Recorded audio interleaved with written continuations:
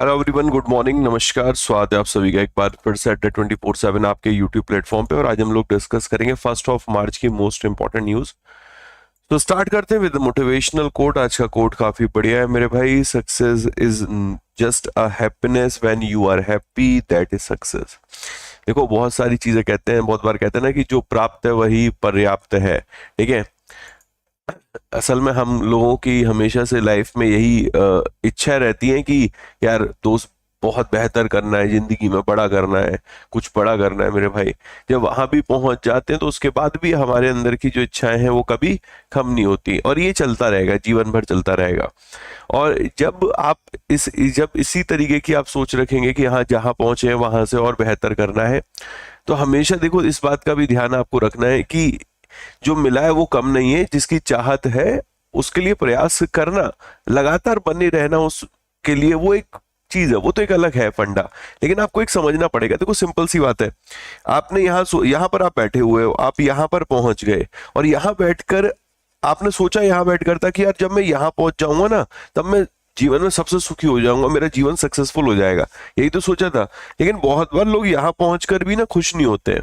उनकी चाहत इससे भी ऊपर पहुंचने की होती है, और वो अपनी जर्नी को वो हमेशा इसी तरीके से देखते रहते हैं, और उनके लिए हर बार एक नया गोल होता है, नया ऑब्जेक्टिव होता है। लेकिन नए गोल और नए ऑब्जेक्टिव होने के साथ इस बात का भी आपको ध्यान रखना है कि जो प्राप्त हुआ है वो भी पर्याप्त है, उसके लिए भी खुश होना जरूरी है। ठीक है। ये नहीं कि हम हमेशा एक नया गोल सेट करें और जब तक वो अचीव होगा नहीं तब तक मुरझाए हुए रहेंगे। अरे यहां पर आप खिल चुके हो ना, हमेशा मुरझाना कहाँ लिखा हुआ है? तो यहाँ इस लाइन का मतलब ये है कि सक्सेस जस्ट अ हैप्पीनेस। आप अगर, बहुत बार ऐसा होता है ना, हम छोटे होते हैं तो हमें बहुत सारी बचपन में चीजें मिलती हैं, ठीक है, तो हम छोटी छोटी चीजों में खुश हो जाते हैं। एक पार्ले का बिस्किट मिल जाता था, हम उसी में खुश हो जाते थे। ठीक है। आज आपको बहुत बढ़िया बढ़िया चीजें मिलती होंगी गिफ्ट में, शायद आप उससे भी संतुष्ट नहीं होते होंगे। ठीक है। तो आपको इस बात को समझना पड़ेगा, थोड़ा संतुष्टि भी जरूरी है, जीवन में प्रयास भी जरूरी है, एक जगह पे पहुंचने के बाद उससे आगे बढ़ना भी जरूरी है। लेकिन इस बीच इस बात का ध्यान भी रहना है कि आपकी खुशी सर्वोपरि है। आपका खुश रहना बहुत जरूरी है। एक खुश व्यक्ति जिसके पास सब कुछ, एक व्यक्ति मेरे भाई जिसके पास कुछ नहीं है, या बहुत कुछ होकर भी वो कुछ, मेरे मतलब अलग अलग तरीके के व्यक्ति सिंपल करूं तो बहुत सारे लोगों के पास बहुत कुछ होता है फिर भी वो खुश नहीं होते, बहुत सारे लोगों के पास कुछ नहीं होता वो फिर भी बहुत खुश होते हैं। तो यहाँ से है सब कुछ। तो इस चीज का बड़ा ध्यान रखिए, स्टूडेंट लाइफ में बड़ा जरूरी है। कल मैंने कम से कम बता रहा हूँ करीब 20 बच्चों से मैंने बात की होगी, तो सबके व्यूज जानने की कोशिश की, सबसे बात करी। कभी कोई परेशान, किसी को एंजाइटी है, किसी को कुछ है, किसी को कुछ है, कोई हताश है, किसी का एग्जाम लगा हुआ है। तो कहीं ना कहीं सब मेरे दोस्त एक दिशा में भाग रहे हैं कि कुछ पाना है, कुछ पाना है, पाना है। उस पाने की दिशा में अपना भी तो ध्यान रखिए, थोड़ी मोहब्बत अपने से भी तो करिए, अपनी खुशियों का भी तो थोड़ा ध्यान रखिए। ठीक है। सब कुछ पाकर ही सफल होना, ये कहीं लिखित में नहीं है मेरे भाई। ठीक है। आप अभी भी सफल हैं, आप अभी भी सफल है। एक थोड़ी बहुत खुशियां भी ढूंढना शुरू करिए अपने लिए। ठीक है। जीवन इसी प्रकार है। महाराज जी को सुना करिए, महाराज जी जो बातें बोलते हैं मेरे दोस्त, उन्हीं को अमल किया करिए, प्रेमानंद महाराज जी। तो निश्चित तौर पे आपके समझ में आएगा कि खुशी का मतलब क्या है मेरे भाई। जहां है, जैसे है, वहां सुख ढूंढिए। कुछ जगह पहुंचकर सुख मिलेगा, ये कहीं नहीं लिखा। जहां है, जैसे है, वहां सुख ढूंढिए। ओके। और ऊपर वाले का नाम लेते चलिए, राधे राधे करते रहिए, जैसी राधे करते रहिए मेरे भाई। ओके, बढ़ते पहले सवाल के साथ। हम लोगों के साथ जो पहली दफा जुड़ा उनको बता दे रहा हूँ, स्टार्टिंग में हम लोग एमसीक्यूज करेंगे, जो हम लोगों ने कल न्यूज की थी उन पर बेस्ड रहेंगे। फिर आज की न्यूज की तरफ बढ़ेंगे। आज की न्यूज भी काफी बढ़िया है, जीडीपी रिलेटेड है, कोर सेक्टर रिलेटेड है, आरबीआई रिलेटेड है, सेबी रिलेटेड है, नीति आयोग रिलेटेड है मेरे भाई, महाराष्ट्र स्टेट रिलेटेड है, स्पोर्ट्स रिलेटेड है। ओके, काफी कुछ है, डिटेल में डिस्कस करेंगे। पहला सवाल आपके सामने, इसका जवाब दीजिएगा। सर आज मेरा एग्जाम है, प्लीज आशीर्वाद दीजिए ताकि, अरे बेटा, राधे राधे, सब बढ़िया होगा, जय श्री राधे बेटा, बी पॉजिटिव।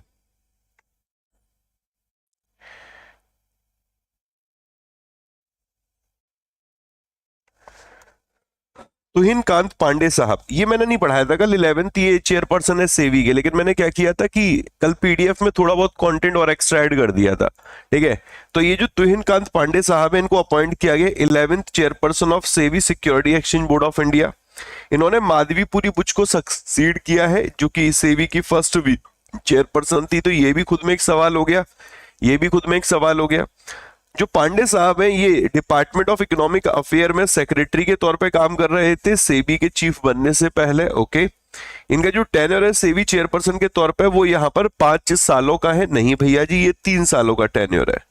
ओके, तो यहाँ पर राइट आंसर जो बनेगा आपका फर्स्ट एंड सेकंड बनेगा। मुझे बस इतना बताइए कि इससे पहले वो डिपार्टमेंट ऑफ इकोनॉमिक अफेयर में तो सेक्रेटरी नहीं थे, किसी और डिपार्टमेंट में थे सेबी चीफ बनने से पहले? किसी को आइडिया? मेरे दोस्त कमेंट सेक्शन में जरा लिख के बताइए। कल देखा नहीं था सर, एग्जाम था। Okay, revenue secretary and finance secretary, बहुत बढ़िया। Finance secretary and revenue secretary के तौर पे काम कर रहे थे। अगला देखिएगा, फरवरी 2025 में वो एयरपोर्ट कौन सा है जिसने कि अभी उड़ान यात्री कैफे जो है उसको होस्ट किया था? असल में है क्या कि पहला जो उड़ान यात्री कैफे है वो नेताजी सुभाष चंद्र बोस इंटरनेशनल एयरपोर्ट वहां पर इनॉग्रेट किया गया। अब यहां पर आप देख सकते हैं उड़ान यात्री कैफे को चेन्नई एयरपोर्ट है, यहां पर इनॉग्रेट किया गया है चंद्रबाबू राम मोहन नायडू के द्वारा, नॉट चंद्रबाबू नायडू, राम मोहन नायडू के द्वारा, जो कि आपके नागरिक उड्डयन मंत्री, सिविल एविएशन मिनिस्टर है मेरे भाई। Okay, civil aviation minister. अगला सवाल, वो प्राइवेट बैंक कौन सा जिसने प्रॉस्पेरा करके एक एनआरई सेविंग अकाउंट लॉन्च किया एनआरआई के लिए? बताइए मित्रों, एनआरआई के लिए।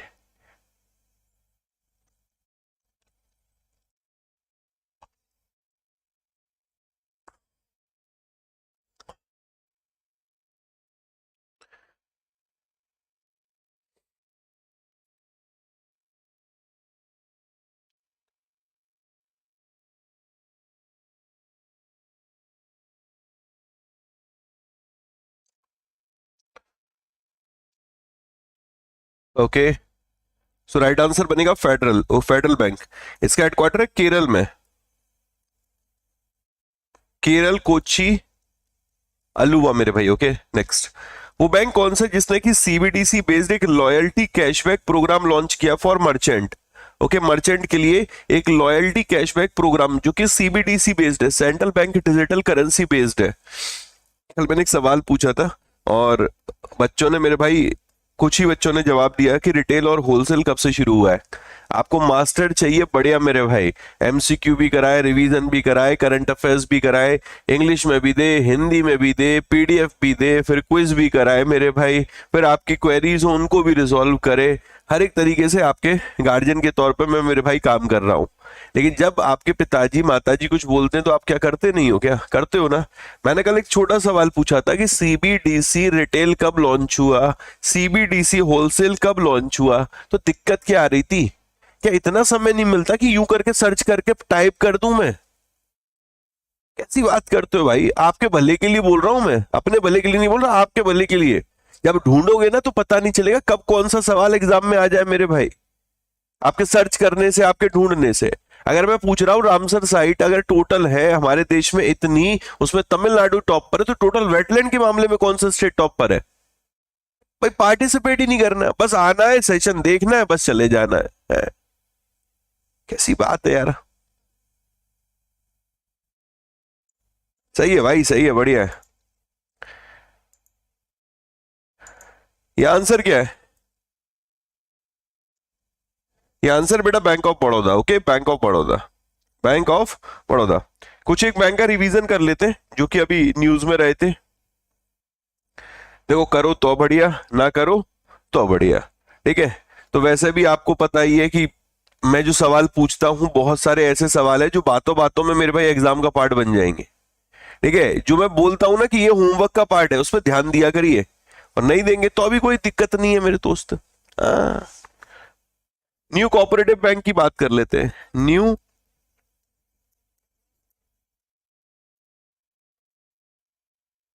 न्यू कोऑपरेटिव बैंक, आरबीआई ने यहां पर जो इसके डिपॉजिटर्स हैं उनको अलाउ कर दिया किस चीज के लिए? विड्रॉल के लिए मेरे भाई। ओके, विड्रॉल के लिए यहां पर, विड्रॉल के लिए अलाउ कर दिया कि आप 25,000 रुपए तक विड्रॉ कर सकते हैं, 25,000 तक आप विड्रॉ यहां पर कर सकते हैं। एक है साउथ इंडियन बैंक, मास्टर चाहिए बिल्कुल एक नंबर भाई साहब, किसी भी तरीके की दिक्कत नहीं होनी चाहिए। और मास्टर उल्लू है, मास्टर कुछ भी पूछता रहेगा, उसका कोई फर्क नहीं पड़ेगा। ठीक है, quick KPL south Indian bank ने लॉन्च किया, fully digital personal loan platform है। ओके, एक डिजिटल पर्सनल लोन प्लेटफॉर्म है मेरे भाई। ओके, अभी आरबीआई ने एक संस्था, इसका नाम है Muthoot finance, Muthoot finance, okay, Muthoot finance मेरे दोस्त, इसको अलाउ कर दिया है यहां पर किस चीज के लिए, 115 न्यू ब्रांचेस ओपन करने के लिए। ओके, 115 न्यू ब्रांचेस ओपन करने के लिए। क्लियर है? अभी हम लोगों ने पढ़ा था कि जो अर्बन कोऑपरेटिव बैंक है उनका मर्जर भी यहां पर आरबीआई ने अप्रूव किया था। मर्जर मेरे दोस्त, अगर याद हो आपको, तो वॉलंटरी अमलगमेशन है, उनको अलाउ किया है। किसका किसके साथ हो रहा है?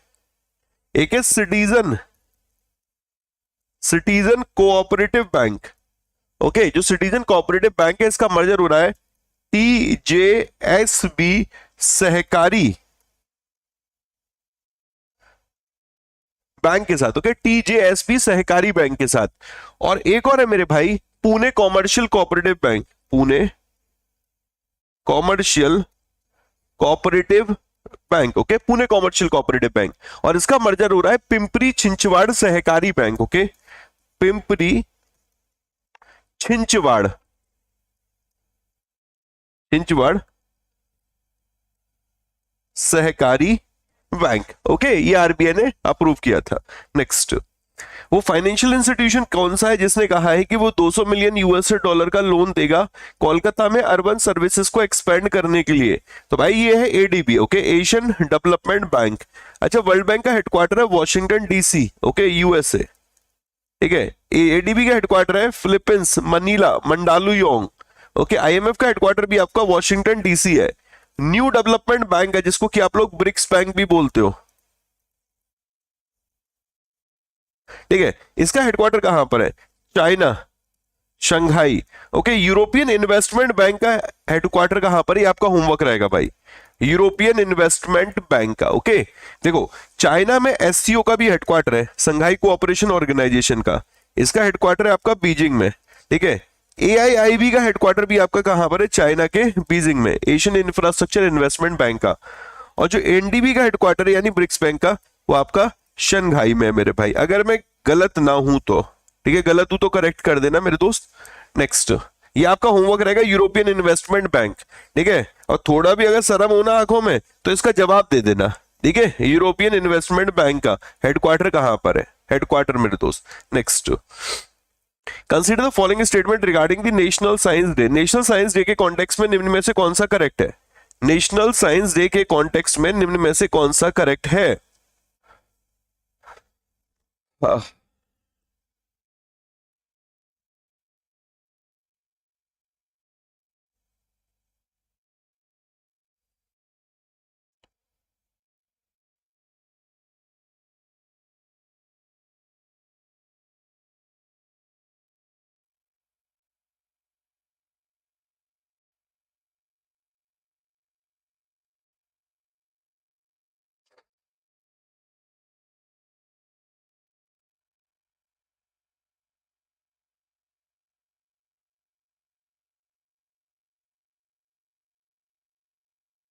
बहुत बढ़िया, एक ही साथ जा रहे हैं, 1, 2 और 4।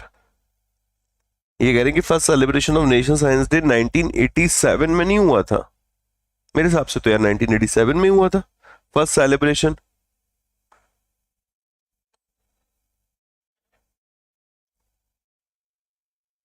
नेशनल साइंस डे हर साल 28 फरवरी को मनाया जाता है। चलिए बहुत बढ़िया मेरे भाई। ठीक है, नेशनल साइंस डे 28 फरवरी को मनाया जाता है। ये वाली लाइन तो क्लियर है। डॉक्टर सीवी रमन साहब का जो रमन इफेक्ट है उसकी खोज के लिए, ओके, हर साल हम लोग डॉक्टर सीवी रमन साहब का जो एक डिस्कवरी रही थी रमन इफेक्ट 1928, उसकी खोज के लिए, तो ये तो करेक्ट है। सीवी रमन साहब को नोबेल प्राइज दिया गया था 1930 में, ये भी करेक्ट है। ओके, फर्स्ट इंडियन थे जिनको साइंस नोबेल मिला था, ये करेक्ट है मेरे भाई। जो फर्स्ट सेलिब्रेशन हुआ था वो 1987 में हुआ था, ये भी करेक्ट है अपना। ठीक है, ये भी करेक्ट है। ठीक है, जो थीम थी 2025 की मेरे दोस्त, वो थी empowering Indian youth for global leadership in science and innovation for विकसित भारत थी। तो सारे करेक्ट है मेरे भाई, इसका मतलब ऑप्शन रॉन्ग है।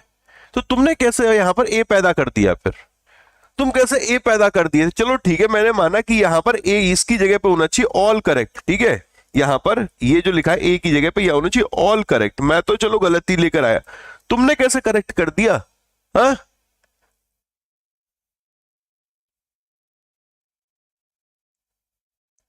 ऑल करेक्ट है, फिर तो क्यों भाई, फिर तो क्यों? चलो मेरी तरफ से एरर है, मेरी माफी भैया, सॉरी, माफ कर दो। लेकिन चलो ठीक है, तुम तो भाई साहब होशियार हो। I am not focus, you should be focus ना। है? कैसे काम चलेगा मेरे भाई?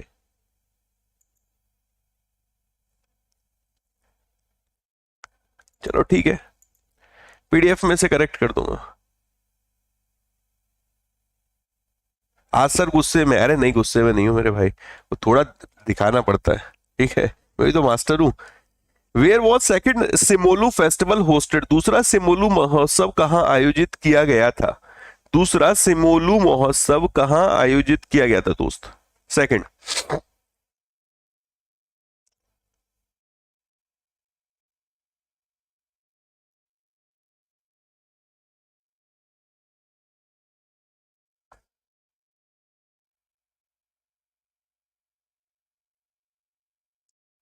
राइट आंसर बनेगा ऑप्शन नंबर 3 मेरे भाई, नागांव। ओके, नागांव, नागांव, नागांव असम में हुआ था ये।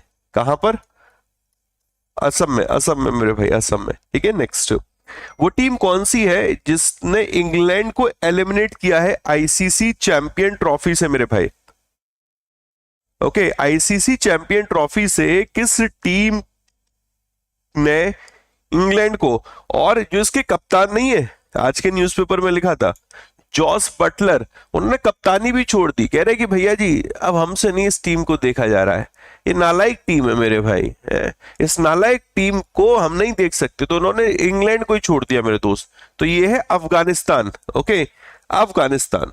आई होप मेरे भाई ये क्लियर होगा, ये थोड़ा याद रखना मेरे दोस्त, एक पलटवार हुआ था ये, एक इकलौता।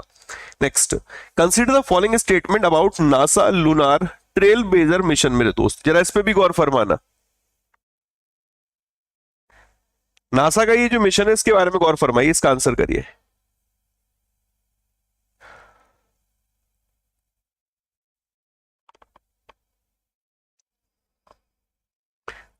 जो लूनर ट्रेल ब्लेजर है इसको लॉन्च किया गया था स्पेस एक्स फाल्कॉन 9 रॉकेट से। चलिए ठीक है भैया जी, ये भी क्लियर है। ओके, कहां से किया गया था? कैनेडी स्पेस सेंटर फ्लोरिडा से किया गया था, ये तो करेक्ट है दोस्त। ये जो मिशन है इसका उद्देश्य है वाटर रिसोर्सेज को देखना ऑन मून, स्पेशली जो परमानेंटली शेडोड क्रेटर्स है मेरे भाई वहां पर। चलो ये भी अपना करेक्ट है, ठीक है। कल हम लोगों ने पढ़ा था कि इसका पर्पज क्या है, ठीक है। आई होप यहां तक क्लियर होगा। प्राइमरी जो पेलोड है इस लॉन्च का नासा का, वो लूनर ट्रेल ब्लेजर स्पेसक्राफ्ट है। क्या प्राइमरी पेलोड ये है, या प्राइमरी ये सेकेंडरी पेलोड है? प्राइमरी पेलोड तो लूनर, लूनर जो लैंडर है वो है मेरे भाई, लूनर लैंडर। जो स्पेसक्राफ्ट है इसको बिल्ड किया है लॉकहीड मार्टिन ने। लॉकहीड मार्टिन का जो ये स्पेस डिवीजन है उसके द्वारा इसको बनाया गया है। बात समझ में आ रही है भाई?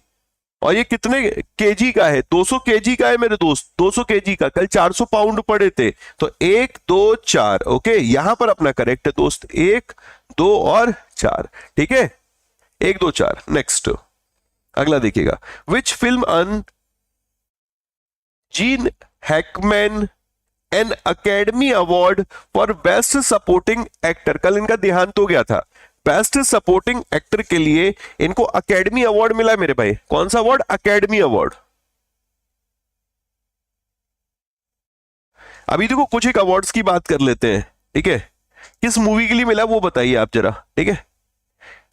सुनील, सुनील भारती मित्तल। ओके, सुनील भारती मित्तल साहब जो हैं, सुनील भारती मित्तल साहब भारतीय एंटरप्राइज के फाउंडर चेयरमैन, और इनको अभी हाल फिलहाल एक सम्मान है उससे सम्मानित किया गया है। सम्मान का नाम है KBE। Okay, Knight Commander of Most Excellent Order of British Empire. इनको KBE से सम्मानित किया गया है। जो ये ब्रिटिश एम्पायर ऑर्डर है उसमें सबसे हाईएस्ट है GBE, उसके बाद आता है KBE, ई, उसके बाद आता है सी बी ई, ओके, उसके बाद आता है ओ बी ई, फिर आता है एम बी ई। अब देखो बीई बीई तो याद ही रहेगा आपको, बस इसमें से आपको करना क्या है, ये स्टार्टिंग वाला उठा लो, जी के सी ओ एम, बस इतना याद रख लो, ठीक है। जी के कॉम ऐसे याद रख लो, जी के कॉम, एम कॉम पढ़ते हो ना वैसे ही बेटा जी के कॉम पढ़ लो। तो जी for GBE, K for KBE, C for CBE, O for OBE, M for MBE. फिर से पढ़ते हैं, G for GBE, K for KBE, C for CBE, O for OBE, M for MBE. याद हो गया भाई? आई होप याद हो गया होगा। ओके, अभी हाल फिलहाल भारत को भी एक सम्मान से सम्मानित किया गया है, कोई प्रिंस मेडल दिया गया था, ठीक है, प्रिंस मेडल मेरे भाई, प्रिंस, ठीक है, मिशेल, ओके, ये अवार्ड से भारत को सम्मानित किया गया था। अब क्यों किया गया था? असल में भारत ने जो सेफ्टी स्टैंडर्ड है, कौन से सेफ्टी स्टैंडर्ड, रोड सेफ्टी जो स्टैंडर्ड है उनके लिए जो काम किया है, ओके, भारत ने जो बढ़िया, नितिन गडकरी साहब ने जो काम किया, कार असेसमेंट जो प्रोग्राम इंट्रोड्यूस किया था, जो सभी टू व्हीलर्स में एबीएस को मैंडेट कर दिया था, उसके लिए यहां पर भारत को इस सम्मान से सम्मानित किया गया था। अकेले नहीं किया गया था भाई, इसमें इसको बोला था कि यार देखो अपन को ना अकेले कुछ पसंद नहीं है, अपन यहां पर शेयरिंग में बिलीव करते, शेयरिंग इज केयरिंग। तो रोड सेफ्टी कंट्रीब्यूशन के लिए मोरक्को को और भारत को दोनों को इस प्रिंस मिशेल सम्मान से सम्मानित किया गया था। इवन एक और चीज याद रखना, जब ये सम्मान दिया गया था तो एक इवेंट के दौरान दिया गया था, उस इवेंट का नाम था fourth ministerial conference on road safety, okay, fourth ministerial conference on road safety. और ये जो कॉन्फ्रेंस रही थी, ये रही थी माराकीच में। कौन सी कीच में मेरे भाई? माराकीच में, ओके, माराकीच में, ओके। अब उस कॉन्फ्रेंस के दौरान भारत के बिहाफ पर जिन्होंने ये अवार्ड लिया था, उनका नाम था अजय टामटा, ओके। अजय टामटा कौन है सर? ये मिनिस्टर ऑफ स्टेट है for highway, okay, minister of state for road transport highway, इनका नाम है अजय टामटा। आई होप क्लियर होगा। एक इसमें टारगेट भी है, 2030 तक का इन्होंने लक्ष्य रखा है कि जो रोड फैटेलिटीज है, ओके, जो ग्लोबल रोड फैटेलिटीज है उनको 50% कम करना है। ग्लोबल जो रोड फैटेलिटीज है, ओके, उनको कम करना यहां पर उद्देश्य रखा गया है। आई होप मेरे भाई यहां तक क्लियर होगा। ओके, मजा आ रहा है ना? मजा आ रहा है कि नहीं आ रहा है? चलो एक और थोड़ा सा मजा लेते हैं। इश्क और प्यार का मजा लीजिए, उसमें करंट अफेयर और लिख लो, ठीक है, इश्क प्यार और करंट अफेयर का मजा लीजिए, थोड़ा इंतजार का मजा लीजिए, मजा लीजिए, मजा लीजिए। गाना बढ़िया ही वाला।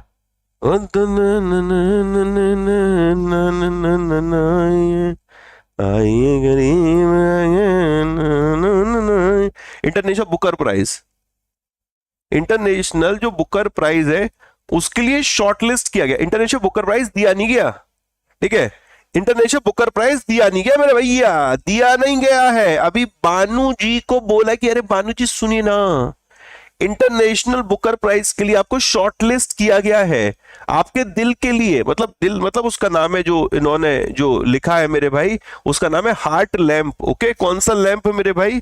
Heart lamp. Okay, heart lamp के लिए। और ये जो हार्ट लैंप है इसको ट्रांसलेट किसने किया है? दीपा जी ने, ठीक है, दीपा जी ने, भानु जी ने लिखा है और दीपा जी ने, दीपा भस्ती, ठीक है, आ हटा दो अवस्थी में से मेरे भाई, दीपा भस्ती, तो दीपा भस्ती ने ट्रांसलेट किया, भानु मुस्ताक ने लिखा, और हार्ट लैंप मेरे भाई शॉर्टलिस्ट हो गया इंटरनेशनल बुकर प्राइज के लिए। ओके, आगे बढ़ते हैं। इस मूवी का नाम था अनफॉरगिवन। Okay, unforgiven. अगला, which Soviet chess grand master known for his historic loss to Bobby Fischer in 1972। कल मैं उल्टा बोल गया था, असल में ये हारे थे 1972 में, बॉबी फिशर से अपनी ऐतिहासिक हार के लिए प्रसिद्ध थे। ये शतरंज के ग्रैंड मास्टर, इनका नाम क्या जिनका निधन हो गया मेरे भाई?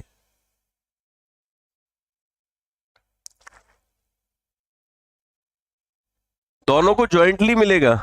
हाँ बेटा, ज्वाइंट मिलेगा, मतलब ज्वाइंटली मिलेगा मेरे भाई, ठीक है, यहां पर ये अवार्ड इसमें बराबर बराबर 50,000 पाउंड प्राइज मनी बराबर बराबर बांट ली जाएगी इनके द्वारा।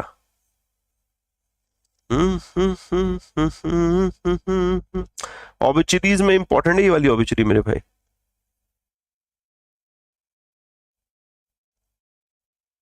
बहुत बढ़िया।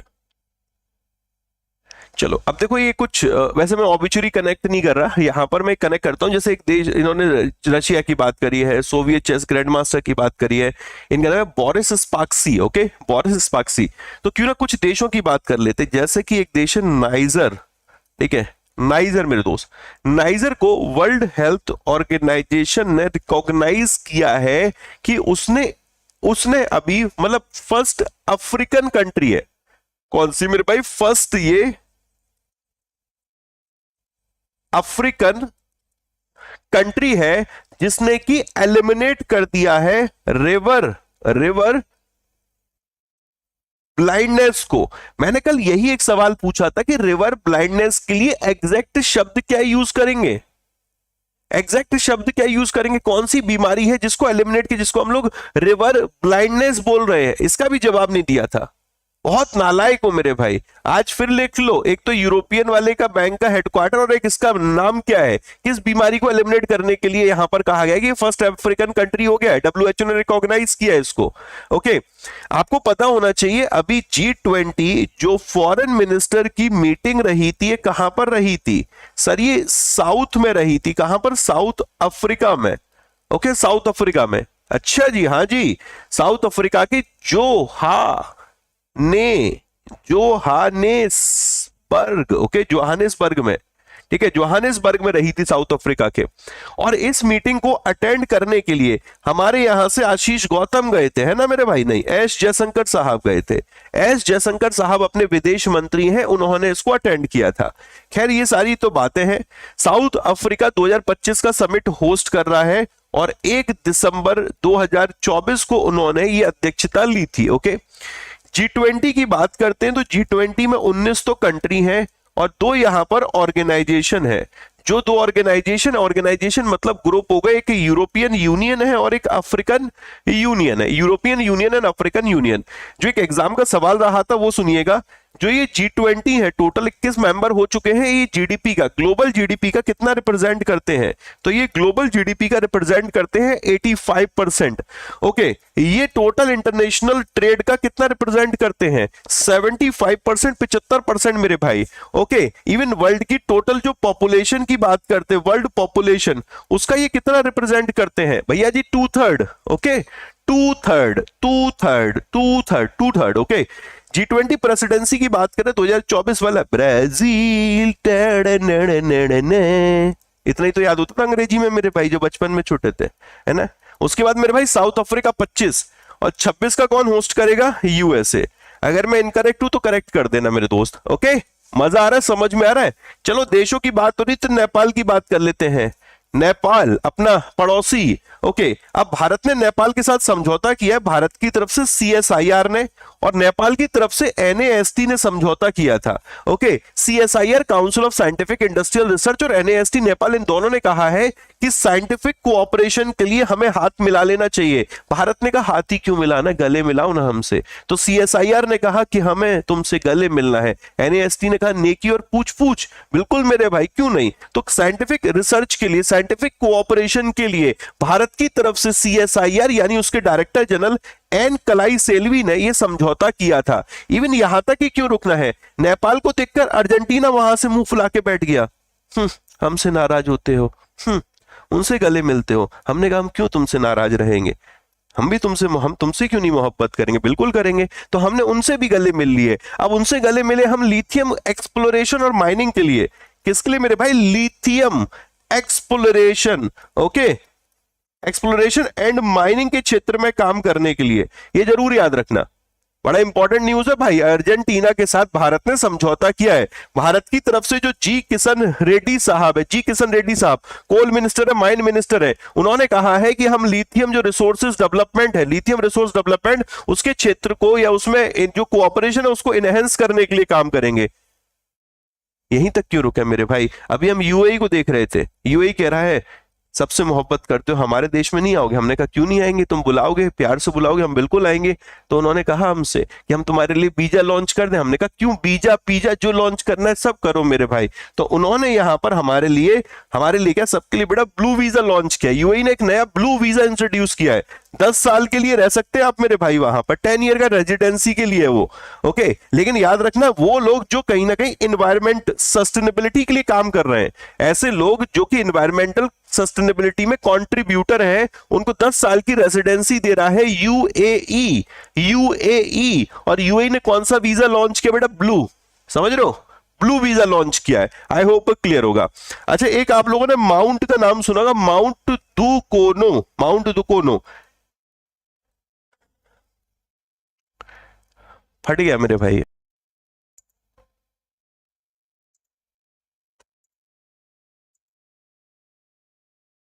हमें तो लूट लिया मिलके इंटरनेट वालों ने।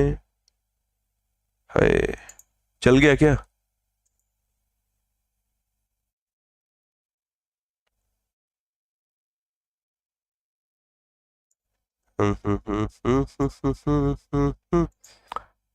Hello hello, mike testing 1 2 3 1 2 3 1 2 3। Hello, पता नहीं वो शादी में मेरे भाई बैंड चलता है। Hello, mike testing 1 2 3। आज मेरे यार की शादी है? ए चिमी चिमी चिमी, ए आजा आजा आजा, चलता है मेरे भाई। चले आगे बढ़ते हैं, मजा आ रहा है कि नहीं आ रहा? चलो चलो चलो चलो चलो चलो, आगे बढ़ो आगे बढ़ो आगे बढ़ो आगे बढ़ो। बढ़िया बढ़िया बढ़िया बढ़िया, चलिए चलिए चलिए चलिए, ओके आगे। Which company launch its first quantum computing chip? बताइए, किस कंपनी ने अपना एक क्वांटम कंप्यूटिंग चिप लॉन्च किया है? ऑसेलॉट। ओके, ऑसेलॉट मेरे भाई। मूड में आज सर तो, अरे मूड में क्या, मैं मेरे दोस्त एक जगह गया कल, और मैं वहां से अभी सुबह ही चला था। तो जब मैं सुबह चला था तो मेरे दिमाग में था काश यार मैं टाइम से पहुंच लूं, टाइम से पहुंच लूं, टाइम से पहुंच लूं। 7:02 पे मैं नीचे उतरा। ये सोचो मैंने कुछ चेंज भी नहीं किया था, मैंने कहा तुरंत घड़ी पहन रखी है तो चलो ठीक है, टी शर्ट पहन रखी है, जैकेट पहन रखी है, क्लास शुरू करो फटाफट से। तो इस टाइम में ना मैं झूम रहा हूँ। अब मैंने तुम लोगों से कमिटमेंट तो कल कर दिया था कि नहीं यार आज तो गजब पढ़ाऊंगा, रिवीजन एक नंबर रहेगा, डेली रिवीजन लेके ही चल रहे हैं। लेकिन आज सोच में भी था कि नहीं यार जो है होमवर्क किया उसको लेके चलना है। लेकिन उसके बाद क्या हुआ मेरे भाई, समय कम बचा, बट फिर भी मैंने सोचा यार करते करते करते, तो मूड पहले से ही बना हुआ है, ठीक है। अब मूड में मौसम का स्वाद लग गया है, मौसम बढ़िया चल रहा है, बाहर ठंडा ठंडा मौसम चल रहा है, मूड वैसे ही बढ़िया चल रहा है, रिवीजन वाले मोड में, तुम लोगों का पेपर वैसे ही हो चुका है। तो सारे कॉम्बिनेशन जो डेडली कॉम्बिनेशन है ना मेरे भाई, वो सारे मिल गए। और फिर तो उसके बाद तो फिर शुरू होता है मेरे दोस्त तांडव, ठीक है, वो तांडव चल रहा है अभी। तो अमेजोन तो ऑप्शन में ही नहीं है, तो अमेजोन वेब सर्विसेज है ना, ये देखो ना, अमेजोन की क्या जरूरत है मेरे भाई, अमेजोन वेब सर्विसेज है ना। सर फिर तो एक आध पैक लगाया होगा, नहीं भाई तेरा भाई लगवाता लगाता नहीं है, ठीक है। मतलब आई बिलीव कि शांत रहो बेहतर रहो मेरे भाई। अच्छा, एक कंपनी की बात हुई तो एक कंपनी और बता दे रहा हूं मैं, इसका नाम है पेटीएम, ठीक है। पेटीएम, पेटीएम ने कभी समझौता किया डीपीआईआईटी के साथ, department for promotion of industry and internal trade के साथ, किस चीज के लिए? ये कहते हैं कि जो मैन्युफैक्चरिंग स्टार्टअप है या जो फिनटेक स्टार्टअप है उनको बूस्ट करना है। ओके, मैन्युफैक्चरिंग स्टार्टअप या फिनटेक स्टार्टअप को बूस्ट करने के लिए एक किताब है, इसका नाम है a military biography of lieutenant general Rustam के नानावती। ओके, शूटिंग स्ट्रेट इसका नाम है, शूटिंग स्ट्रेट। शूटिंग स्ट्रेट के ऑथर कौन है?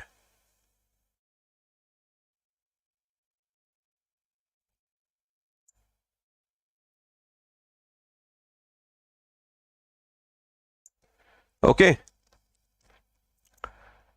चलिए बहुत बढ़िया। अब शुरू होगा आनंद, क्योंकि आज की न्यूज में है मेरे दोस्त बहुत आनंद, क्योंकि आज हम लोग पढ़ेंगे जीडीपी रिलेटेड न्यूज। मतलब हो सकता है आज के सेशन से आपको 5 क्वेश्चन एग्जाम में डायरेक्ट मिल जाए। यहां पर आंसर है Arjun Subramanian. Okay, next, GDP, सकल घरेलू उत्पाद। ओके, इसको हम लोग क्या बोलते हैं? Gross domestic product. ओके,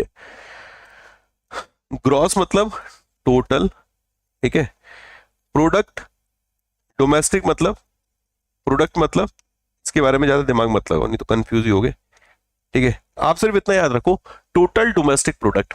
हम लोग बोलते हैं कि ये हमारा देश है, अब हमारे देश में आप हम भी रह रहे हैं और लोग भी रह रहे हैं, तो ये जो लोग हैं इनके द्वारा जो भी कमाया जा रहा है, ठीक है, जो भी कमाया जा रहा है उसको हम लोग बोलते हैं जीडीपी। अगर हमारे देश में जीडीपी की दर बढ़ती है तो हम कहते हैं कि यहाँ पर हम तो बढ़ ही रहे आगे, हमारे यहाँ पर इन्वेस्टमेंट के ऑप्शंस भी बढ़ेंगे, अवसर बढ़ेंगे, लोग हमारे यहाँ पर इन्वेस्ट करना पसंद करेंगे। ऐसे आपके घर में अगर मेरे दोस्त कुछ भी स्वादिष्ट पकवान बनता हो तो लोग आपके यहाँ पर आना पसंद करेंगे नहीं करेंगे? जैसे मुझे पता चल जाए कि आपके यहाँ पर बहुत बढ़िया मेरे दोस्त राजमा चावल बनते हैं, मेरा फेवरेट है राजमा चावल, तो मैं मेरे दोस्त आऊंगा। क्यों नहीं आऊंगा मेरे भाई? मुझे खुशबू आ जाएगी दूर से, मैं मेरे दोस्त तुम्हारे यहाँ पहुंच जाऊंगा। क्यों? क्योंकि तुम्हारे यहाँ पर अच्छा खाना मेरे दोस्त मिल रहा है, ठीक है, मतलब स्वादिष्ट खाना मिल रहा है। होता ही नहीं होता, लोग अट्रैक्ट होते हैं जिस दुकान पे मिलता है उसकी तरफ अट्रैक्ट होते हैं। वैसे ही अगर हमारे देश में इन्वेस्टमेंट के ऑप्शंस बढ़ाने हैं तो उसके लिए हमारे देश में जीडीपी बढ़ानी जरूरी है। जीडीपी कैसे बढ़ेगी? यहाँ पर बहुत सारे बैकग्राउंड पे चीजें आपको स्ट्रॉन्ग करनी होगी, लोग आए, उनको ईज ऑफ डूइंग मिले, आसानी से व्यापार कर पाए, इजीली अपना बिजनेस सेटअप कर पाए। तो उससे क्या होगा कि हमारे यहाँ की जीडीपी बढ़ेगी, रोजगार आएगा तो आपकी इनकम भी बढ़ेगी, उनकी इनकम भी बढ़ेगी, तो हमारे इन्वेस्टमेंट के ऑप्शंस बढ़ेंगे, वे दूसरे देश हमारी तरफ आकर्षित होंगे। तो हमारे यहाँ की जो जीडीपी है वो अभी उतनी बेहतर नहीं चल रही है। इंडिया का जो जीडीपी है ये 6.2% की दर से ग्रो किया है 2024-25 के तीसरे क्वार्टर में। 2024-25 का क्वार्टर का मतलब समझते हो मेरे भाई? क्वार्टर का मतलब, अरे ये वाला नहीं, ये वाला quarter 1, quarter 2, quarter 3, quarter 4। Okay, अप्रैल मई जून जुलाई अगस्त सितंबर अक्टूबर नवंबर दिसंबर जनवरी फरवरी मार्च। तो ये जो अक्टूबर नवंबर दिसंबर वाला ये जो क्वार्टर रहा है, इसमें ये जो जीडीपी ग्रोथ रेट है ये आपके 6.2% की दर से ग्रो किया है। ओके, और ये कह रहे पिछले जो क्वार्टर था उसमें 5.6% रहा था, 5.6%। एग्जाम का सवाल है भाई, लपेट लो, मतलब आना ही आना, कोई नहीं रोक सकता है इसको। इवन ये डेटा कौन जारी करता है ये मैं पहले भी बता चुका हूं। देखो, जीडीपी की जो डेफिनेशन है बड़ी वो है कि monetary value of goods and services in a particular financial year is called the GDP. वस्तुओं और सेवाओं के एक वित्तीय वर्ष में मौद्रिक मूल्य को हम लोग सकल घरेलू उत्पाद बोलते हैं, ठीक है। अब इसको अभी आसान भाषा में बोले तो ये समझ लिया हमारे देश में लोगों की कमाई बढ़ रही है कि नहीं बढ़ रही है। अगर बढ़ रही है तो इसका मतलब जीडीपी बढ़ रही है मेरे भाई, और नहीं बढ़ रही है तो वो स्थिर बनी हुई है या उतनी तेजी से नहीं बढ़ रही है। ओके, अब ये जो जीडीपी का डेटा है ये ministry of statistic programme implementation NSO के द्वारा जारी किया जाता है, और क्वार्टर 3 के लिए इन्होंने जो डेटा बताया वो 6.2% बताया है, और जो ही क्वार्टर 2 में जो रहा था वो 5.6% रहा था। ये अक्टूबर नवंबर दिसंबर की बात हो रही है, ठीक है भाई, डन। जीडीपी अनुमान का भी टेबल बनाए, हम आपके लिए सब बनाएंगे, आप क्यों घबराते हैं, ठीक है, आप इधर फोकस करिए। अब ये जो एनएसओ नहीं, एनएसओ ये सिर्फ मॉस्पी वाला डेटा जारी नहीं करता, ये आपका आईआईपी का इंडेक्स ऑफ इंडस्ट्रियल प्रोडक्शन का डेटा भी जारी करता है। साथ ही साथ ये सीपीआई कंज्यूमर प्राइस इंडेक्स है, यानी रिटेल इन्फ्लेशन है, उसका भी डेटा जारी करता है। ओके, इसके पैरेलल याद रख सकते हैं डब्ल्यूपीआई या फिर कोर सेक्टर डेटा, ये तो अभी पढ़ाऊंगा आज कोर सेक्टर वाला भी। तो डब्ल्यूपीआई का जो डेटा है ये आपका डीपीआईआईटी जारी करता है, और ये भी डेटा आपका डीपीआईआईटी जारी करता है। ये सब इंपॉर्टेंट है, एग्जाम में आ चुका है। मैच द फॉलोइंग करके एक क्वेश्चन आया था, इनमें से ऑड वन या मतलब जो इवन था या शायद ऑड वन था, मेरे भाई एक एलिमिनेट करना था। ओके, यहाँ देखिएगा अक्टूबर नवंबर दिसंबर में 5.6% ग्रोथ रेट रही थी। Ministry of statistic programme implementation का कहना है कि कंप्लीट फाइनेंशियल ईयर में, अभी तो क्वार्टर की बात हो रही है कि भाई क्वार्टर 3 में इतना रहा, क्वार्टर 2 में इतना रहा, लेकिन अगर पूरे फाइनेंशियल ईयर की बात कर लें कि 2024-25 में कितना इनके द्वारा अनुमान है तो वो है 6.5%। कह रहे 23-24 में जो हम 8.2% की दर से ग्रो किए थे, 24-25 में हमें अनुमान है कि हम 6.5% की दर से ग्रो करेंगे। Okay, done. ओके, वो प्रोविजनल था बेटा, वो अपडेटेड हो गया है। नेक्स्ट, ये आप देख सकते हैं, एक बार इसे पढ़िए, इसे अभी मत ही पढ़िए, फिर इसे छोड़िए, उसी पे फोकस करिए।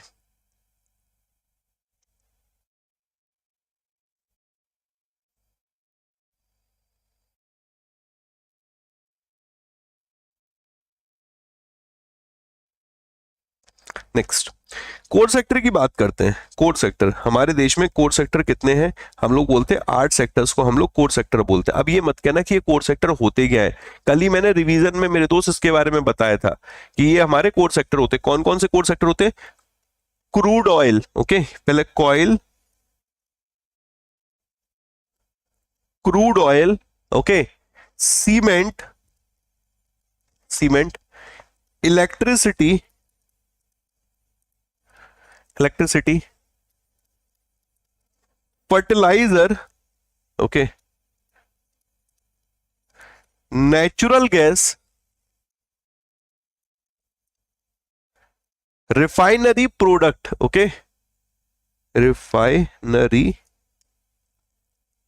Product, okay, refinery product, steel. ये एग्जाम का सवाल बनता है कि ये जो सेक्टर है कौन कौन से हैं, तो एक बार देखिएगा जरा यहां पर ध्यान से। कॉयल है, क्रूड ऑयल है, सीमेंट है, इलेक्ट्रिसिटी है, फर्टिलाइजर है, नेचुरल गैस है, रिफाइनरी प्रोडक्ट है, स्टील। ये टोटल मिलाकर 8 सेक्टर है जिनको हम लोग बोलते हैं रीढ़ की हड्डी, बिल्कुल मेरे दोस्त कोर सेक्टर, जिनके ऊपर सारी की सारी इंडस्ट्री मेरे दोस्त डिपेंड करती है। ओके, कॉयल पे डिपेंड है, क्रूड ऑयल पे डिपेंड है, सीमेंट पे, इलेक्ट्रिसिटी पे, फर्टिलाइजर पे, नेचुरल गैस पे, रिफाइनरी प्रोडक्ट पे, स्टील पे। तो इसका ग्रो होना बहुत जरूरी है। और अगर जब हम लोग पूरी इंडस्ट्री की बात करते तो उसके लिए इंडेक्स निकालते, इंडेक्स ऑफ इंडस्ट्रियल प्रोडक्शन। सिर्फ 8 सेक्टर के लिए इंडेक्स है ये वाला, कोर सेक्टर वाला, ठीक है, कोर सेक्टर इंडेक्स। और जब इनको भी अगर हम लोग कंसीडर करें कि ओवरऑल अगर हम लोग देखें कि ओवरऑल कौन सा इंडेक्स है जो पूरी इंडस्ट्री, कंप्लीट इंडस्ट्री की बात करता है, वो है आपका IIP, index of industrial production. अब इंडेक्स ऑफ इंडस्ट्रियल प्रोडक्शन जब कैलकुलेट करते हैं तो क्या कोर सेक्टर को नहीं लिया जाता, कोर सेक्टर को भी लिया जाता है। और इस कोर सेक्टर की जो वेटेज है इसमें वो है 40.27%। समझ में आया? जब अगर हम ओवरऑल इंडस्ट्री की बात करें, कंप्लीट इंडस्ट्री की बात करते हैं, तो ग्रोथ की बात होती है आईआईपी के तौर पे कि भाई आई आउटपुट ग्रोथ जो हमें दिख रहा है वो हमें आईआईपी बताता है, ठीक है, index of industrial production overall मेरे दोस्त इंडस्ट्री की। लेकिन सिर्फ कोर सेक्टर की बात करें तो कोर सेक्टर का डेटा अलग से हमारे को पब्लिश किया जाता है। सिर्फ कोर सेक्टर की अगर वेटेज की बात करें कि आईआईपी में कोर सेक्टर की वेटेज कितनी है, तो वो 40.27% है। इस बात पे गौर फरमाइएगा, कोर सेक्टर का डेटा सीपी ये डीपीआईआईटी जारी करता है और इसका डेटा जो होता है वो एनएसओ जारी करता है। ओके, अब देखते हैं। तो ये कहते हैं कि एट जो कोर इंडस्ट्री है उनके आउटपुट में 4.6% की दर से ग्रोथ देखने को मिली है। ओके, और 4.2% रही थी जनवरी में। ओके, अपडेटेड है मेरे भाई ये। और जो हम लोग अगर बात करें कि टोटल 8 सेक्टर में से जो 6 सेक्टर थे उन्होंने पॉजिटिव ग्रोथ दर्ज की थी, बाकी 2 सेक्टर ऐसे थे जहां पर हमें कॉन्ट्रैक्शन देखने को मिला था, नेगेटिव ग्रोथ देखने को मिली। एक था आपका क्रूड ऑयल और एक था आपका नेचुरल गैस। ओके, दो में आपको नेगेटिव ग्रोथ देखने को मिली थी। Sir, will you provide Coal India recruitment coaching? Already we are providing. आप अगर जो हमारा रेगुलेटरी आरबीआई अड्डा 247 रेगुलेटरी बॉडी चैनल है मेरे भाई, उसमें हम लोग कोल इंडिया की डेडिकेटेड क्लासेस कर रहे हैं, आप एक बार चेक करिए। नेक्स्ट, अब ये 8 कोर सेक्टर कौन कौन से, देखो कॉयल है, नेचुरल गैस है, क्रूड ऑयल है, रिफाइनरी प्रोडक्ट है, फर्टिलाइजर, सीमेंट, स्टील, इलेक्ट्रिसिटी है। इसकी वेटेज इतनी है 40.27% आईआईपी में। Next, EPFO, employ provident fund organisation, उसने कहा है कि जो एम्प्लॉय का पीएफ डिपॉजिट है उसके ऊपर जो उन्हें इंटरेस्ट मिलेगा 2024-25 के लिए वो 8.25%। सिंपल सा क्वेश्चन आया था एग्जाम में, डायरेक्ट परसेंटेज पूछे थे, सिर्फ सिंपल डायरेक्ट क्वेश्चन आता है इससे कि भाई फलाना फलाना रेट कितना चल रहा है, ठीक है, प्रतिशत पूछ लेगा। स्मॉल सेविंग स्कीम्स के ऊपर भी इंटरेस्ट रेट ही पूछता है कि भाई फलानी फलानी इंटरेस्ट रेट क्या चल रही है। तो यहां पर 8.25% है, 8.25%। तो जो रिक्रूटमेंट, गौर फरमाइएगा इस पे, ठीक है, जो रिक्रूटमेंट कह रहा हूं, रिटायरमेंट फंड बॉडी है ईपीएफओ, इसने जो इंटरेस्ट रेट है एम्प्लॉय प्रोविडेंट फंड डिपॉजिट पर 2024-25 के लिए वो 8.25% पर बरकरार रखा है। मतलब किसी भी प्रकार का मेरे दोस्त उन्होंने बदलाव नहीं किया है। फरवरी 2024 की बात करें तो ईपीएफओ ने इस इंटरेस्ट रेट को इंक्रीज किया था 23-24 के लिए, ये 8.25% पे लाए थे। जो 22-23 में आपका देखो कितना बढ़िया चल रहा है, 22-23 में 8.15 था, 23-24 में 8.25 हो गया, अब 24-25 में भी इसको दोस्त बरकरार रखा है। बात समझ में आ रही है कि नहीं? है बढ़िया न्यूज, गजब न्यूज। और एग्जाम का आया हुआ सवाल है, बढ़िया और बुरे की परिभाषा कैसे पता चलती है? वो पता चलती है मेरे भाई इस बात से कि एग्जाम में क्वेश्चन इस तरीके के बन रहे कि नहीं बन रहे हैं। तो यहां से तो एग्जाम में क्वेश्चन बन चुका है, ठीक है। ज्यादा से ज्यादा अब क्या पढ़ सकते हैं हम लोग? ईपीएफओ के बारे में पढ़ सकते हैं, एम्प्लॉय प्रोविडेंट फंड ऑर्गेनाइजेशन के बारे में। तो चलिए पढ़ लेते हैं। हाँ, सिर ऐसा झूम रहा है अब तो, झूमू झूमू हो रहा है। EPFO, employ provident fund organisation, असल में एक है मंत्रालय जिसका नाम है ministry of labour and employment. Okay, ministry of labour and employment की दो मेन सोशल सिक्योरिटी एजेंसी हैं, दो सोशल सिक्योरिटी एजेंसी हैं। उनमें से एक है आपकी EPFO, employ provident fund organisation. बात समझ में आ रही है, क्लियर है? और अदर जो है वो मेरे दोस्त एम्प्लॉय स्टेट इंश्योरेंस है, ठीक है, वो छोड़िए, मतलब उस पर दिमाग नहीं लगा रहे, ठीक है। आप इतने पे दिमाग लगाए, ईपीएफओ पे इसकी स्थापना हुई थी 1952 में, 1952 में। न्यू दिल्ली इसका हेडक्वार्टर है, नई दिल्ली इसका मुख्यालय मेरे भाई। Okay, parent organisation, parent department ministry of labour and employment है। बस मुझे ये बता दीजिए सीपीएफसी कौन है, सेंट्रल प्रोविडेंट फंड कमिश्नर कौन है?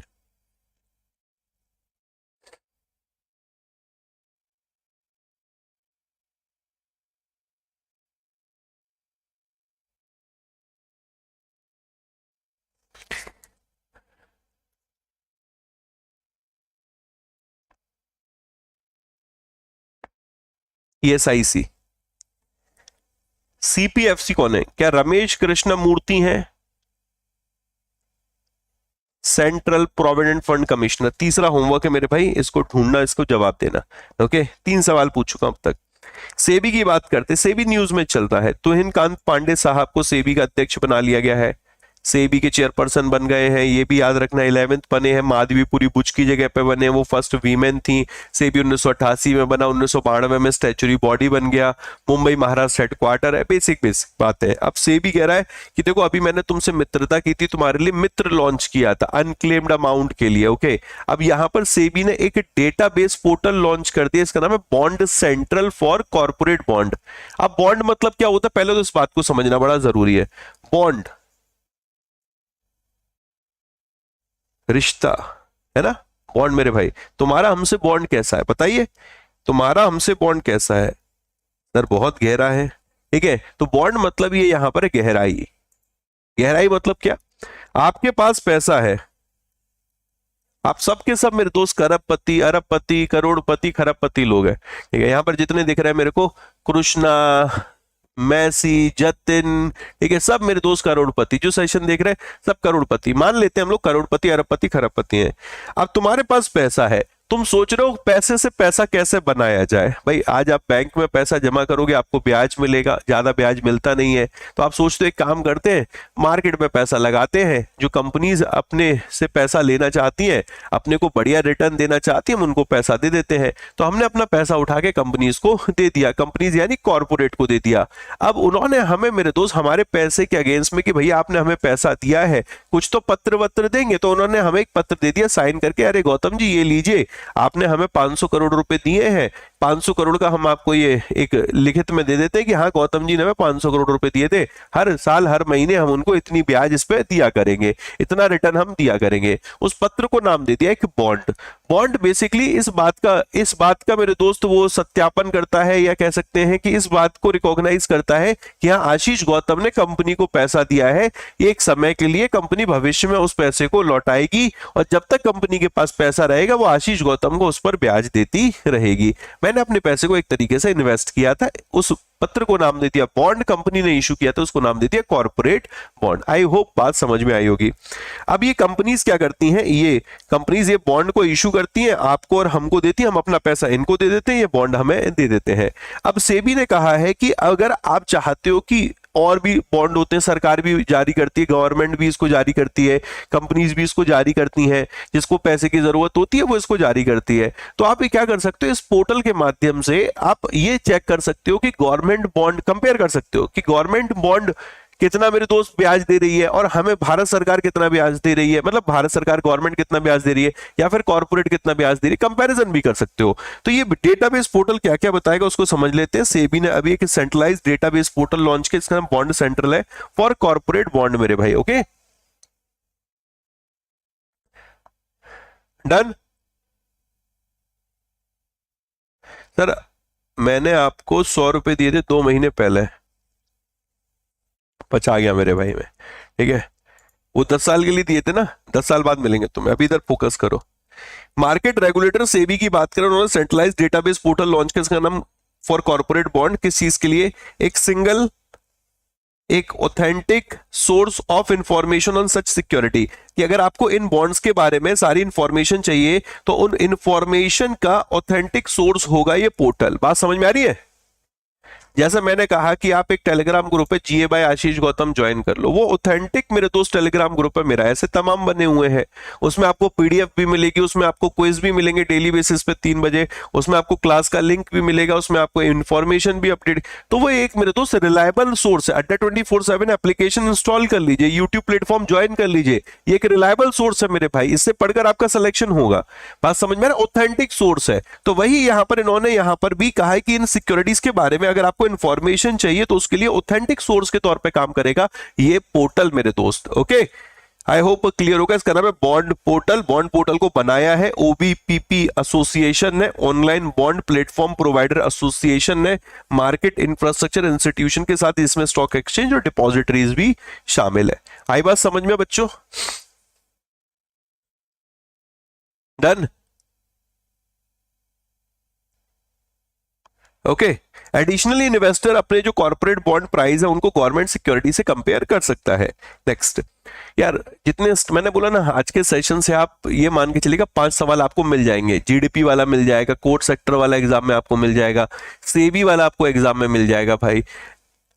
Currency swap agreement, currency Maldives के साथ भी हम लोगों ने कोई करेंसी स्वैप सार्क फ्रेमवर्क के तहत कुछ याद आ रहा हो, ठीक है, आई थिंक वो अक्टूबर की न्यूज है, सितंबर अक्टूबर की हम लोगों ने किया था।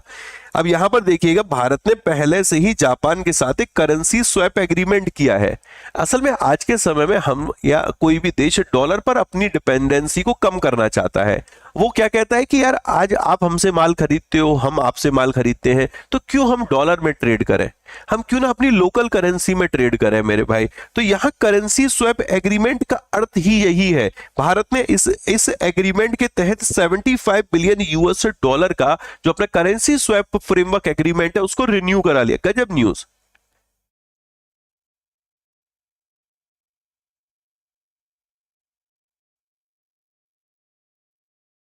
मानो इस वीडियो के कमेंट सेक्शन में लिख देना अपनी क्वेरी क्या है। ओके, वीडियो कंप्लीट होने के बाद मैं पर्सनली इस पर मैसेज करूंगा। ओके, इंडिया जापान ने 75 बिलियन US डॉलर की डील को रिन्यू किया है, करेंसी स्वैप एग्रीमेंट को। बायलैटरल स्वैप जो अरेंजमेंट है ये 2 वे अरेंजमेंट होता है जहां पर दोनों ही अथॉरिटीज जैसे भारत का केंद्रीय बैंक या फिर जापान का केंद्रीय बैंक कहता है कि हम अपनी जो लोकल करेंसीज है उनको एक दूसरे के साथ स्वैप करेंगे US डॉलर के एक्सचेंज में। ठीक है, बात समझ में आ रहा है बेटा? US डॉलर के एक्सचेंज में। Okay, done? एक सेकंड रुकिएगा बेटा।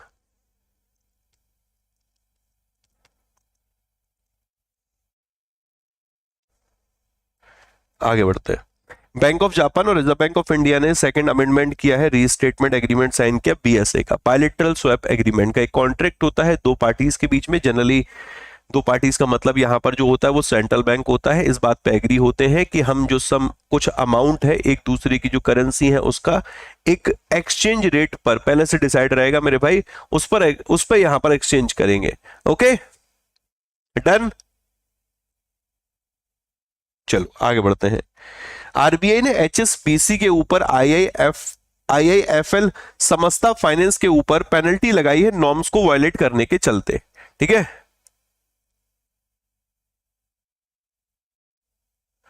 RBI ने 66.60 लाख की पेनल्टी लगाई है, 66.60 लाख की पेनल्टी तो हांगकांग संघाई बैंकिंग कॉर्पोरेशन लिमिटेड के ऊपर लगाई है। 33.10 लाख की पेनल्टी लगाई है IIFL समस्ता फाइनेंस के ऊपर। भाई इस टाइम तो काफी पेनल्टीज लगाई गई हैं। तो HSBC का जो फाइनेंशियल पोजीशन है मार्च 31, 2023 को उसको आधार माना गया है और इन्होंने कहा है कि anti money laundering, closer and disposal से रिलेटेड जो चीजें हैं वो फाउंड की गई थी। इन्होंने RBI ने फाउंड किया that the bank had outsource the disposal and closure of anti money laundering alerts to a group company even जो अनहेज फॉरेन करेंसी एक्सपोजर है सर्टेन बोरोवर्स के, उसकी रिपोर्ट देने में ये फेल्ड रहा था क्रेडिट इंफॉर्मेशन कंपनीज को। इवन इसने सेविंग डिपॉजिट जो अकाउंट है वो ओपन किए थे सर्टेन इनएलिजिबल एंटिटीज के नाम से, उसके चलते ये पेनल्टी इंपोज की गई। पर्पस एग्जामिनर पूछ रहा है भाई। इवन आईआईएफएल जो समस्ता फाइनेंस के ऊपर पेनल्टी लगाई है, वो उन्होंने इंटरेस्ट रेट जो लोन्स के ऊपर चार्ज किया था वो उस पीरियड से पहले कर लिया था जब लोन उन्होंने दिया ही नहीं था, बट लोन सैंक्शन हो गया, बट लोन डिसबर्स नहीं हुआ था। बात समझ में आ रही है? और उससे पहले इन्होंने कस्टमर से इंटरेस्ट चार्ज कर लिया तो उसके चलते पेनल्टी लगाई गई। इवन चेक इशू कर दिया था सर्टेन बोरोवर्स को, इन्होंने क्लासिफाई किया कुछ लोन को, इन्होंने जो कि 90 दिन से ऊपर के थे उनको स्टैंडर्ड, उनको एनपीए के तौर पर क्लासिफाई नहीं किया था। भाई 90 दिन से ऊपर का लोन हो जाता है तो उसको एनपीए क्लासिफाई करते हैं ना। यहां पर कह रहे हैं कि कुछ लोन अकाउंट ऐसे थे, ठीक है, failing to classify loan account with overdue of 90 days और मोर एज एनपीए, और सर्टेन लोन जो अकाउंट थे उनको इन्होंने स्टैंडर्ड असेट क्लासिफाई कर दिया था कि प्रॉपर इंटरेस्ट इंस्टॉलमेंट मिल रहा है मेरे भाई। तो इन रीजन के चलते यहां पर इनके ऊपर पेनल्टी लगाई गई। ओके, कुछ इंडिविजुअल कस्टमर थे, उनको यूनिक कस्टमर आइडेंटिफिकेशन कोड देने की बजाय कि हर एक इंडिविजुअल कस्टमर को हम यूनिक कोड देंगे, उन्होंने यहां पर multiple customer identification code issue कर दिए थे सर्टेन इंडिविजुअल कस्टमर्स को। इसके चलते भी इनके ऊपर ये पेनल्टी लगाई गई मेरे भाई। तो ये सारे रीजन है, रीजन थोड़े से अब क्या है ना बड़े बड़े आ रहे हैं, और वैसे तो क्या होता है 2-2 लाइन के रीजन होते हैं, पढ़ लो तो कोई दिक्कत नहीं है। अब ये लंबे चौड़े रीजन है ना, इनको पढ़ने में दर्द है, यहां तक कोई दिक्कत नहीं है कितनी पेनल्टी लगी। दिक्कत ये है जब पर्पस एग्जामिनर पूछ रहा हो, पर्पस पूछ रहा है, ठीक है। इनको यहां पर ब्रेक मत करना कि इसका पीएचडी करने बैठ जाए, उसका मतलब क्या है। बस कोशिश करो कि आपको धीरे धीरे रियलाइज होगा कि ऑलमोस्ट सभी पेनल्टीज में कॉमन ही रीजन निकल कर आ रहा है, कॉमन ही रीजन निकल कर आएंगे। तो आप पहले तो अमाउंट को प्रायोरिटी दो, उसके बाद मेरे भाई इस पेनल्टी के पर्पस को प्रायोरिटी दो। ओके, टीसीएस ने अभी नॉर्वे का जो डीएनबी बैंक एएसए इसके साथ पार्टनरशिप करी 5 सालों के लिए। टीसीएस काफी समझौते कर रहा है, तो एक और समझौता यहां पर टाटा कंसल्टेंसी सर्विसेज ने किया है, और जो ये डीएनबी बैंक है उसको बोला कि तेरा ट्रांसफॉर्मेशन हम करेंगे। तो क्यों घबराता है मेरे भाई, अगले 5 साल तू हमको दे दे, हम तेरे स्ट्रेटेजिक पार्टनर के तौर पे काम करेंगे, अगले 5 साल तेरे अब हमारे हैं। ओके, तो इंडिया की जो IT services company Tata consultancy services, उसने नॉर्वे का जो लार्जेस्ट फाइनेंशियल सर्विसेज ग्रुप है डीएनबी बैंक एएसए, उसके साथ 5 साल का टाई अप किया है इसके साथ, यानी कि अब स्ट्रेटेजिक पार्टनर के तौर पर काम करेगा, जो बैंक के डिजिटल मॉडर्नाइजेशन है उसको सपोर्ट करेगा। ओके, तो बैंक के डिजिटल ट्रांसफॉर्मेशन के लिए यहां पर एक कोलैबोरेशन किया गया है। जहान ए खुसरो महोत्सव, ओके, 25 साल इसके मार्क किए गए। मोदी जी ने भी वहां पर, मोदी जी भी पहुंचे थे, मोदी ने कहा 25 साल बड़ी बात होती है मेरे भाई। एक सूफी म्यूजिक फेस्टिवल है, सूफी म्यूजिक फेस्टिवल, एक व्यक्ति है उनकी डेथ एनिवर्सरी के रूप में मनाया जाता है ये। तो प्राइम मिनिस्टर नरेंद्र मोदी जी ने सूफी म्यूजिक फेस्टिवल है इसकी सराहना की है। इसका नाम है मेरे दोस्त जहान ए खुसरो। ओके, जहान ए खुसरो 2001 में शुरू हुआ था, तो अब 25 साल की बात हो रही है यहाँ, ठीक है। आमिर खुसरो साहब की लीगेसी है, उसको सेलिब्रेट किया जा रहा है अक्रॉस द वर्ल्ड। इसको ऑर्गेनाइज किया था रूमी फाउंडेशन ने। ओके, इसको फाउंड किया था एक फिल्म मेकर है, एक आर्टिस्ट है मुजफ्फर अली, इन्होंने 2001 में फाउंड किया था, ठीक है। आमिर खुसरो, इनकी लीगेसी को यहां पर सेलिब्रेट किया जा रहा है। नीति आयोग ने अभी एक नॉर्थ ईस्ट इंडिया का पहला वीमेन एंटरप्रेन्योरशिप प्लेटफॉर्म लॉन्च किया मिजोरम में, ठीक है। न्यूज तो कुछ और थी, लंबी चौड़ी न्यूज थी, उसमें से ये वाला पॉइंट इंपॉर्टेंट बना।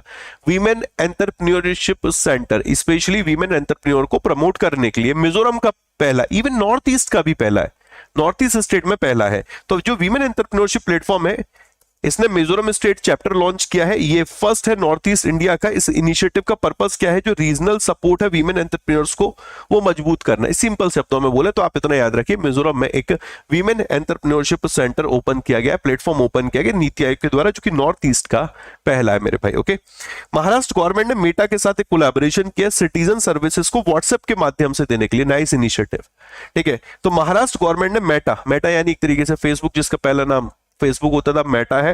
मेटा ने WhatsApp based citizen services launch की है, और पर्पस यही है कि जो सिटीजन है उनको डिजिटली सुविधाएं बेहतर तरीके से दी जाए, उसमें अब एक व्हाट्सएप भी आधार बनेगा। तो महाराष्ट्र गवर्नमेंट, मेटा, दोनों का पर्पस क्या होगा, ये यहां पर सिटीजन जो सर्विसेज है वो प्रोवाइड करना मेरे भाई। ओके, चलिए नेक्स्ट। ये कहते हैं कि आपले सरकार करके एक चैटबॉट अवेलेबल रहेगी मराठी में, इंग्लिश में, हिंदी में। ये सर्विसेज ऑफर करेगी टेक्स्ट में भी और वॉइस में भी मेरे भाई। Okay, GRSE Garden Reach Shipbuilders Engineers Limited ने आर्मी के साथ एक समझौता किया है वैली ब्रिज यहां पर डिलीवर करने के लिए, ओके, वैली ब्रिज बनाने के लिए। Garden Reach Shipbuilders Engineers limited जिसका हेडक्वार्टर कोलकाता, एग्जाम में कोलकाता पूछा गया था, हेडक्वार्टर पूछा गया था। तो जीआरएसी ने कहा है कि हम 130 फीट का लॉन्ग सिंगल लेन मॉड्यूलर जो ब्रिज है, ओके, वो अरुणाचल प्रदेश में कंस्ट्रक्ट करेंगे, ओके। इंडियन आर्मी ने यहां पर कहा है कि हमने जीआरएसी के साथ कॉन्ट्रैक्ट किया है इस ब्रिज की डिलीवरी के लिए मेरे भाई, इस ब्रिज के कंस्ट्रक्शन के लिए, ओके। जीआरएसी ये ब्रिज बनाने जा रहा है, ठीक है, single lane modular bridge, single lane modular bridge. Even GRSE ने 2022 में इंडियन आर्मी से एक रिकॉग्निशन प्राप्त की थी, उसको ग्रीन चैनल सर्टिफिकेशन दिया गया था फॉर पोर्टेबल स्टील ब्रिज के लिए, ओके, जो पहली टाइप ब्रिज होते हैं पोर्टेबल स्टील ब्रिज के लिए, उसके लिए यहां पर जीआरएसी को इंडियन आर्मी के द्वारा ग्रीन चैनल सर्टिफिकेशन दिया गया था। इसको नहीं भी पढ़ोगे तो काम चलेगा, आप इतना याद रखिए किसका किसके साथ समझौता हुआ है। एक उड़िया एक्टर है, इनका नाम है उत्तम मोहंती, 66 वर्ष की उम्र में इनका निधन हो गया, ओके। उत्तम मोहंती 135 से ज्यादा उड़िया फिल्म में इन्होंने काम किया था, 30 से ज्यादा बंगाली फिल्म में इन्होंने काम किया था, एक हिंदी फिल्म में नया जहर, ओके, इसमें भी इन्होंने अभिनय किया था। इसके लिए इनको उड़ीसा स्टेट फिल्म अवार्ड से भी सम्मानित किया गया था बेस्ट एक्टर के लिए 3 लगातार सालों में मेरे भाई, ओके। ओनली उड़िया एक्टर है जिनको उड़िया स्टेट फिल्म अवार्ड दिया गया था। इनको जयदेव पुरस्कार से भी सम्मानित किया गया था जो कि हाईएस्ट फिल्म अवार्ड है उड़ीसा में मेरे भाई, ओके। आई होप क्लियर होगा। ओल्डेस्ट टेस्ट क्रिकेटर इनका निधन हो गया साउथ अफ्रीका में, इनका नाम है रॉन ड्रैपर। रॉन ड्रैपर ये लिविंग मतलब ओल्डेस्ट लिविंग क्रिकेटर थे, टेस्ट क्रिकेटर में भी अभी तक जीवित जो थे, ओल्डेस्ट लिविंग टेस्ट क्रिकेटर, इनका निधन हो गया और इनका नाम था Ron Draper, okay. Ron Draper 98 वर्ष 63 दिन के थे, 98 या 98 ईयर्स याद, 98 ईयर्स या 63 डेज के थे। टॉप ऑर्डर बैट्समैन हुआ करते थे ये, ओके। विकेट कीपर भी रहे, ओकेजनल विकेट कीपर रहे, 2 टेस्ट मैचेस खेले थे इन्होंने साउथ अफ्रीका के लिए अगेंस्ट ऑस्ट्रेलिया 1950। इनके जो नील हार्वी थे, Neil Harvey now become the oldest living test player. अब 96 वर्ष की उम्र में नील हार्वी जो है वो ओल्डेस्ट लिविंग टेस्ट प्लेयर बन गए इनकी देहांत के बाद, ओके। इससे पहले जो ओल्डेस्ट टेस्ट क्रिकेटर थे वो भी साउथ अफ्रीकन ही थे, साउथ अफ्रीकन ही ओल्डेस्ट टेस्ट क्रिकेटर है मेरे भाई। नॉर्मन गॉर्डन 103 साल के थे वो 2016, ओके। जॉन वॉटकिंस वो 98 साल के थे, 2021 में उनका देहांत हुआ था। तो ओल्डेस्ट इनसे पहले जो थे, फिर ये ओल्डेस्ट थे, अब इनके जाने के बाद ओल्डेस्ट कौन है, तो चारों में south Africa, south Africa, south Africa, south Africa, south Africa मेरे भाई, ओके। नील हार्वी का देखना पड़ेगा वो कहां से थे, नील हार्वी वाला। लास्ट न्यूज, कैलाश सत्यार्थी की बुक इंपॉर्टेंट है क्योंकि एक इवेंट में ये लॉन्च की गई थी और उसमें अपने जो पूर्व राष्ट्रपति हैं रामनाथ कोविंद साहब वो भी चीफ गेस्ट के तौर पे गए थे। तो कैलाश सत्यार्थी साहब की ऑटोबायोग्राफी जिनको नोबेल प्राइज से सम्मानित किया जा चुका है, इनका नाम है दिया सलाई, ओके, दिया सलाई। तो इंदिरा गांधी जो नेशनल सेंटर फॉर आर्ट्स है उसके द्वारा एक इवेंट ऑर्गेनाइज किया गया था, एक स्पेशल डिस्कशन इवेंट रहा था दिया सलाई इस ऑटोबायोग्राफी के डिस्कशन को लेकर, ओके। सिंपल शब्दों में दिया सलाई ऑटोबायोग्राफी है Nobel peace laureate Kailash Satyarthi साहब की, और रामनाथ कोविंद साहब उस इवेंट में एक चीफ गेस्ट के तौर पर गए थे जिस इवेंट में इस बुक को लॉन्च किया गया था, ओके।